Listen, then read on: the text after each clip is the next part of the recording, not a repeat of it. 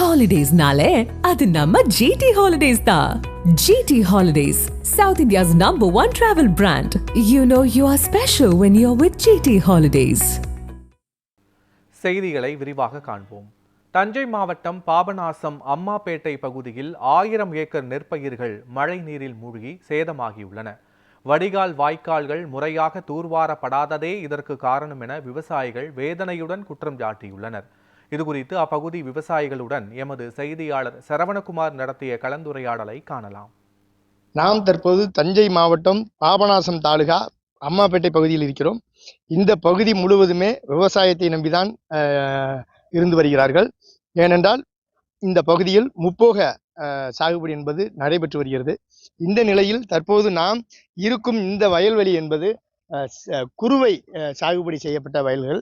கடந்த ஒரு 4 நாட்களாக தஞ்சை மாவட்டத்தை பொறுத்தளவு பல்வேறு பகுதிகளில் கனமழை என்பது பெய்து வருகிறது. இந்த சூழ்நிலையில் தற்பொழுது குறுவை சாகுபடி செய்யப்பட்ட நெற்பயிர்கள் அறுவடைக்கு தயாராக உள்ள நிலையில் கனமழை என்பது பெய்து வந்ததால் விவசாயிகளால் அறுவடை செய்ய முடியாத சூழ்நிலை ஏற்பட்டிருக்கிறது. இயந்திர அறுவை செய்ய முயற்சி செய்து அதில் பயன் கிடைக்காத நிலையில் தற்பொழுது அந்த அறுவடை பணி என்பது அப்படியே விடப்பட்டுள்ளது. மீதமுள்ள நெற்பயிர்கள் அனைத்தும் வயல்களிலேயே இருந்து வருகிறது. இது மேலும் இந்த கனமழை என்பது நேற்று இன்று இந்த 2 தினங்கள் மழை என்பது குறைந்த சூழ்நிலையில் இந்த வயல்களில் உள்ள மழை நீர் என்பது தற்போது வரை வடியவில்லை. ஏனென்றால் நாம் தற்போது பார்த்து கொண்டிருப்பதுதான் அந்த தண்ணீர் வடிந்து செல்ல வேண்டிய வடிகால் வாய்க்கால் ஆகும். இந்த வடிகால் வாய்க்கால் என்பது இந்த பகுதியில் ஆரம்பித்து திருவாரூர் மாவட்டம் வரை மாவட்ட பகுதியையும் சேர்த்து இந்த வடிகால் சென்று கொண்டிருக்கிறது. ஆனால் வடிகால் முறையாக தூர்வாரப்படாத காரணத்தினால் தண்ணீர் சென்று இந்த வடிகாலில் செல்ல முடியாத சூழ்நிலையில் தேங்கி நிற்கும் காட்சியை நாம் தற்போது கண்கூடாக பார்த்து வருகிறோம்.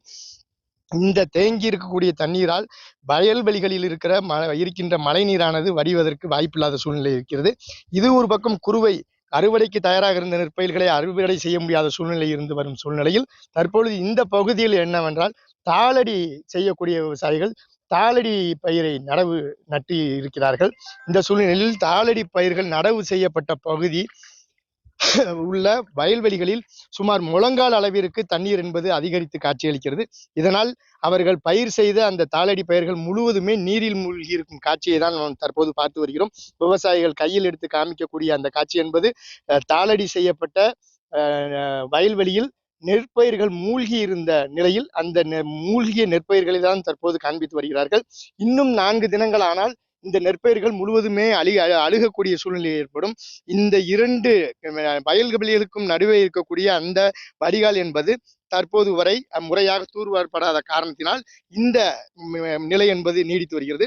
தற்போது இது குறித்து தெரிவிப்பதற்கு நம்மிடையே விவசாயி செந்தில் இருக்கிறார், அவரிடம் கேட்கலாம். தொடர்ந்து இந்த வாய்க்காலை தூர்வாரணும்னு நாங்கள் பல முறை சொல்லிட்டு வரோம். விவசாயிகள் குறைதீர் கூட்டத்திலையும் பேசிட்டு வரோம்.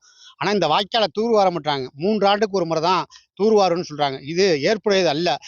சில வாய்க்கால்கள் முழுவதுமாக ஒரே ஆண்டில் பெல்லு மண்டி அடைச்சு தண்ணி வெளில போக முடியாம ஆயிடுச்சு. இப்போ பார்த்தீங்கன்னா குறுவை சாகுபடி செய்யப்பட்டு அந்த கதிரை அறுக்க முடியல, முழுவதுமாக தண்ணீர்ல மூழ்கி நிற்குது. அதே போல தாளடி சாகுபடி செய்யப்பட்ட பயிர்கள் நெற்பயிர்கள் 1 வாரத்துக்கு உள்ள பயிரே முழுவதுமாக நீரில் மூழ்கி உள்ளது. இது தொடர்ந்து 4 நாள் இந்த மாதிரி இருந்துச்சுன்னா முழுவதுமே மிகப்பெரிய இழப்பு விவசாயிக்கு ஏற்படும். அதே போல நெல்லை அறுவடை செய்ய முடியாத நிலைமையில் மிகப்பெரிய அழிவை சந்திக்க வேண்டிய ஒரு சூழ்நிலையில் விவசாயிகளாக நாங்கள் இருந்து கொண்டு வருகின்றோம்.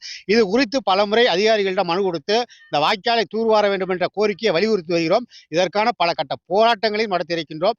ஆனால் இந்த வாய்க்காலை தூர்வாருவதற்கு எந்த விதமான முயற்சியையும் மாவட்ட நிர்வாகமும் அதாவது பொதுப்பணித்துறை அதிகாரிகளும் எடுக்கவில்லை. இதனால் இந்த மிகப்பெரிய இழப்பை ஆண்டாண்டு சந்தித்து வருகிறோம். இந்த மாதிரியான வாய்க்கால்களை நிபந்தனைகளை தளர்த்தி தூர்வார தமிழக அரசும் தஞ்சை மாவட்ட நிர்வாகம் முன்வர வேண்டும். அதாவது இது 1-2 ஆண்டுகளாக இல்லை, கடந்த 10 ஆண்டுகளாகவே இந்த பகுதி விவசாயிகள் இந்த வடிகால்கள் முறையாக தூர்வாரப்படாத காரணத்தினால் ஒவ்வொரு ஆண்டும் குறுவை, தாளடி, சம்பா என அனைத்து பயிர் சாகுபடிகளிலும் பாதிக்கப்பட்டு வருகின்றன.